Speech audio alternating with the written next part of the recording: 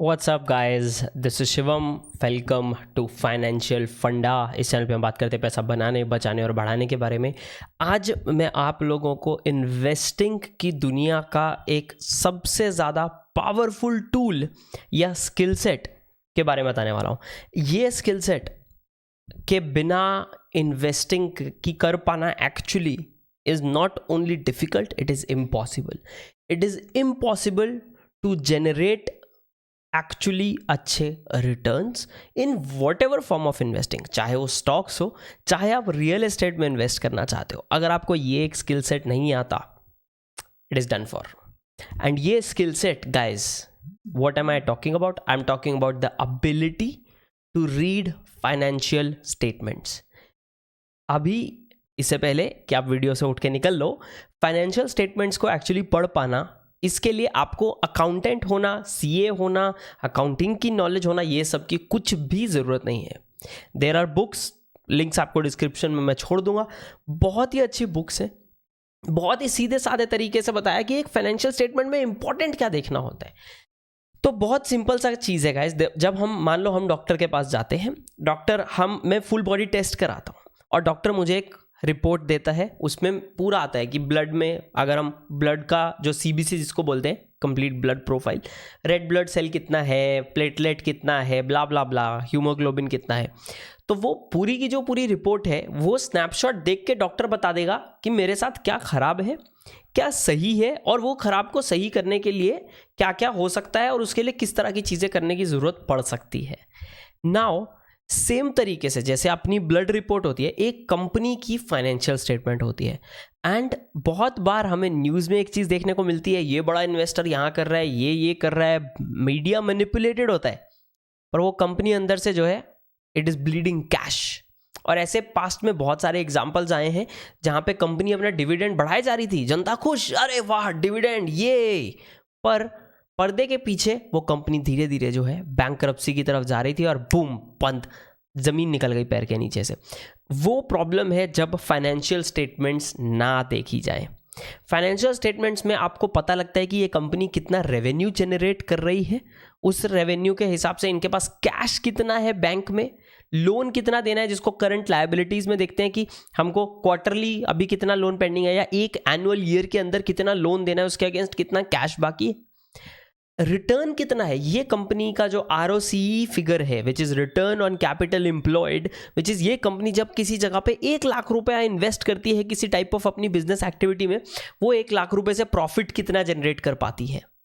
वो सारे फिगर जो आपको है फाइनेंशियल स्टेटमेंट्स में मिलते हैं। उसके अलावा क्या मिलता है आपको ये मिलता है, जो मैं ROCE की बात कर रहा हूँ, कि कैश को कैसे अच्छे से डिप्लॉय कर रहे हैं, आपको पूरी दुखती रग क्या है, वो सारी चीज़ें एक फाइनेंशियल स्टेटमेंट से मिलती हैं।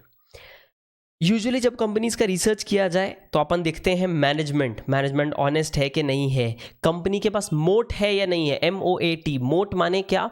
एक ऐसी चीज़ जो बाकी लोग इजीली कॉपी ना कर पाए, या बाकी लोग कुछ करके इनको इनके रास्ते से यहाँ से हटा ना पाए। सो मोट is your unique proposition, special proposition, जिसकी वजह से इस फील्ड में आना बहुत मुश्किल है।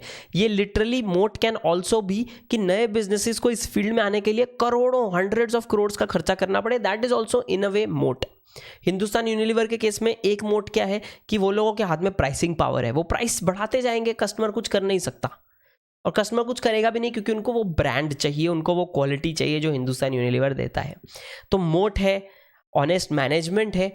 बट ये सब के साथ अगर अपने को पूरा का पूरा एक स्नैपशॉट देखना है कंपनी का स्टॉक इन्वेस्टिंग में, तो फाइनेंशियल स्टेटमेंट्स हमको पढ़नी आनी चाहिए कि इनका कैश फ्लोज कैसे काम कर रहे हैं, क्या चीज़ कैसे काम कर रही है। Number 2, with in real estate also आपकी पर्सनल एक इनकम स्टेटमेंट होती है, मतलब मैं कितना पैसा बनाता हूँ, मेरा पास कैश कितना आता है, कैश कितना जाता है, कितना इन्वेस्ट होता है, तो मेरी खुद की भी एक फाइनेंशियल स्टेटमेंट है।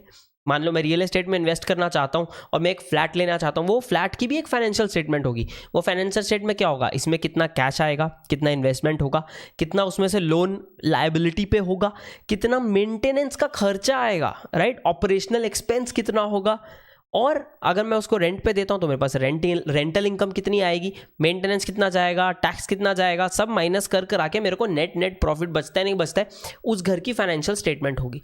वो घर की फाइनेंशियल स्टेटमेंट मेरी पर्सनल फाइनेंशियल गोल्स के साथ अगर मैच करती है तो I will be able to invest properly, in that house और I will choose to invest in that house, otherwise I won't. तो फाइनेंशियल स्टेटमेंट पढ़ पाना इज द बेस्ट स्किल जो आप अपनी जिंदगी में इन्वेस्टिंग के साइड पे कर सकते हो। This should be the first skill. Books कौन सी यूज़ कर सकते हो? There are a couple of books, ठीक है, मेरे पास 2 हैं, यहीं पीछे पड़ी हैं मेरे पास, दोनों का लिंक मैं आपको नीचे डिस्क्रिप्शन में देता हूँ। एक है कि वॉरेन बफे कैसे फाइनेंशियल स्टेटमेंट जो है अपनी एनालाइज करते हैं, और दूसरी एक येलो कलर की बुक है, I think it is called Ittelson, ITTLEELSON, financial statements by Ittelson. ये 2 बुक्स हैं, लिंक डिस्क्रिप्शन में छोड़ दूंगा, ज़रूर चेकआउट करो। This is the best skill that you are going to ever develop. And ये जो दोनों बुक्स हैं गाइस, ये इतनी सिंपल है, आप इन्वेस्टिंग वाले बंदे नहीं हो, आप अकाउंटेंट नहीं हो, आपकी बिजनेस की डिग्री नहीं है, तो भी आपको इन बुक्स के द्वारा जो है एक कंपनी की बैलेंस शीट और उसका कैश फ्लो स्टेटमेंट सब ईजिली पढ़ना समझ में आ जाएगा, और आप देख पाओगे कहाँ गड़बड़ है, कहाँ गड़बड़ नहीं है।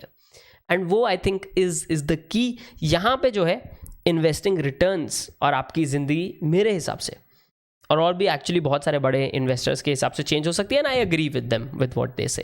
दैट्स इट गाइस, ये था आज का क्विक वीडियो। होप ये वीडियो आपको अच्छा लगा हो एंड इससे आपको कुछ एक इनपुट मिला हो around what and where to start. इसके रिगार्डिंग आपके क्वेश्चंस है नीचे कमेंट्स में आप छोड़ सकते हैं मेरे लिए।